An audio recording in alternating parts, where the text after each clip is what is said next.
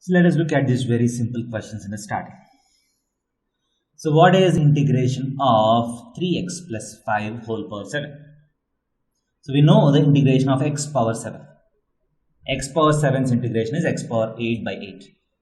Now here x is replaced by 3x plus 5. So the answer will be 3x plus 5 whole power 8 by 8, and an extra 3 comes in the denominator because x is being multiplied by 3, an extra 3 comes in the denominator, plus c is the answer. So this will be the integration of this function. Next, let us go to this function. Again, x power 5's integration is x power 6 by 6. So 4 minus 9x power 5 integration is 4 minus 9x power 6 by 6. And you have an extra minus 9 in the denominator. So that is equal to 4 minus 9x power 6 by minus 54 plus c is the answer. And here, this is 2 minus 3x whole power minus 4.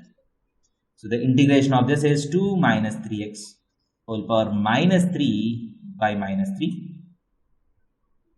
plus c. 2 minus 3x whole power minus 3 by minus 3. Now, it does not stop here. Integration of x power minus 4 is x power minus 3 by minus 3. But here x is being replaced by 2 minus 3x. So x is being multiplied by minus 3. So you need to divide with an extra minus 3. So the answer is 2 minus 3x power minus 3 by 9 plus c. So if you go to this, so here also integration of x power half is x power 3 by 2 by 3 by 2. So the answer is ax plus b whole power 3 by 2 by 3 by 2. But x is replaced by ax plus b. So x is being replaced by ax plus b. So what I can say is I have to divide the whole expression by an extra a. So plus c.